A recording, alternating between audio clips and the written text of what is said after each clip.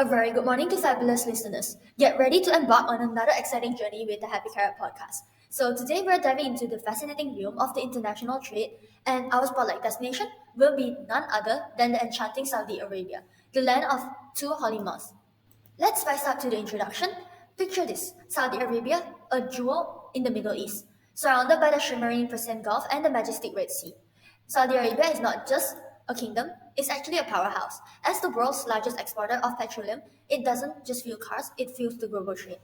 In the land where history and tradition intertwine, we find the kingdom of Saudi Arabia reigning supreme as an absolute monarchy.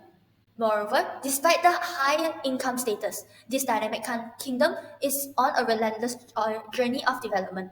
And let's break down to the economic marvels. We can see that the top three exports of the Saudi Arabia is oil and mineral fuels, plastics, and organic chemicals.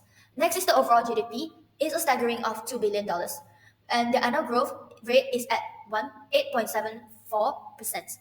And the GDP per capita is at around $59,065. So this proves that Saudi Arabia isn't just moving, it's sprinting towards economic excellence. Embark with us into the captivating tapestry of the Saudi Arabian culture. We can see that the communication styles of the Saudis tend to favor a more indirect communication style. But when you are making a statement, they are more likely to be more direct.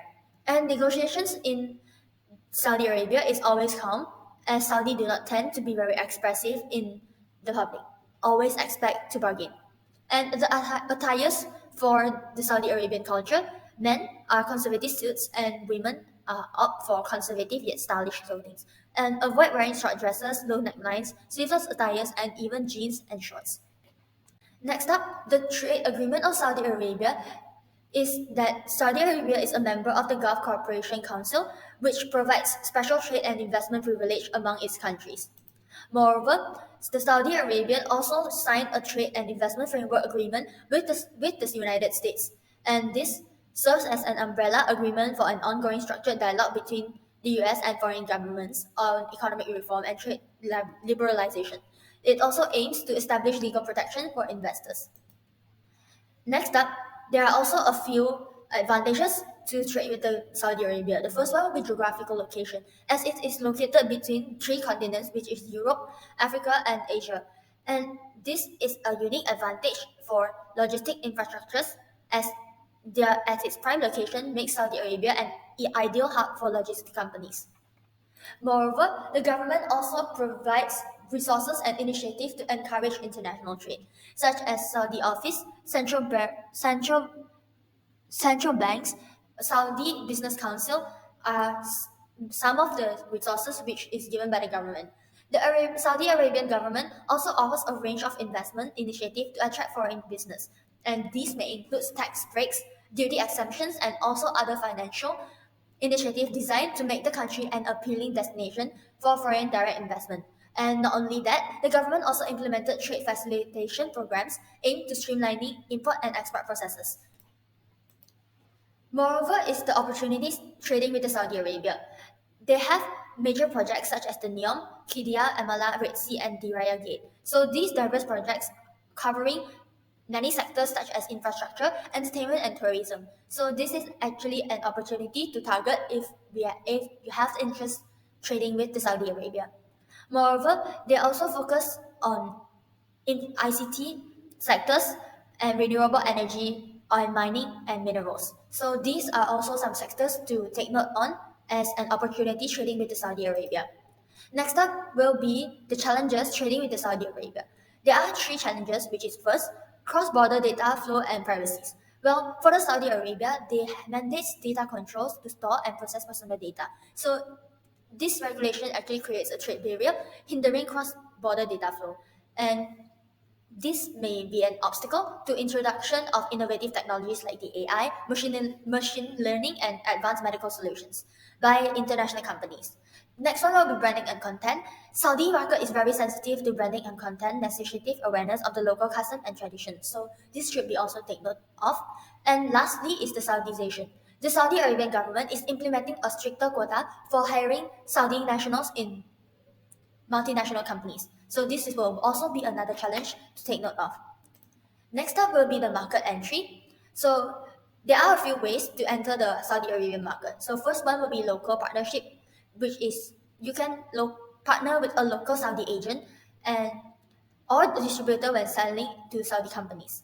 Next up will be business registration information because for comprehensive information and regulations, registering a business in Saudi Arabia. Interested parties are directed to visit the Ministry of Investments of Saudi Arabia's website. So from that website, you can know more about the business registration informations. Lastly, is joint ventures increasing. So it's also this part could also be an opportunity as now the joint ventures with foreign firms are gaining popularity among Saudi partners. So there will be a higher chance to find a local Saudi agent to collab with. Next up will be the import requirements and documents. Our podcast provide a few requirements on importing, which is the first one is import documentation requirements. So Saudi Arabia's Zakat Tax and Custom Authority mandates specific documents for imports. So IECCE certificate may be required based on the nature of goods. The second one will be FASA platform clearing procedures. So importers must complete clearing products via the FASA platform at least for 48 hours before shipment arrival. And required documents and custom declaration form can also be submitted directly or through a custom broker. Last but not least is authentication by the US Chamber of Commerce.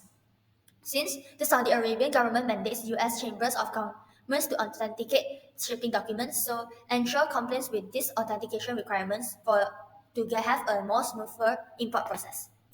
Last but not least will be the prohibition and restricted imports. Importation is strictly prohibited by the Saudi law. Importation of certain products is strictly prohibited by the Saudi law, such as weapon, alcohol, pork products, or pork are some of the products that is prohibited by the Saudi law.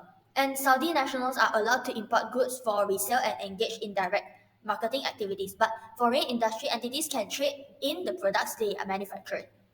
Special approval are also needed from the Saudi authorities and is required for the importation of various products including agricultural seeds, live animals, books, periodical, movie tapes, religious materials, and so on. So these are a few details to take note on while importing your stuff to the Saudi Arabian market. And for more details, you could also refer to the outline of the SASO and the Saudi Custom website. And we have come to an end for our podcast today. Have you learned something new with our podcast? Do you like the content? If you have any feedback or ideas for future podcast topics, feel free to share them in the comments. We'll look through them from time to time. If you enjoy the content, don't forget to subscribe and leave a rating. See you in the next episode. Bye.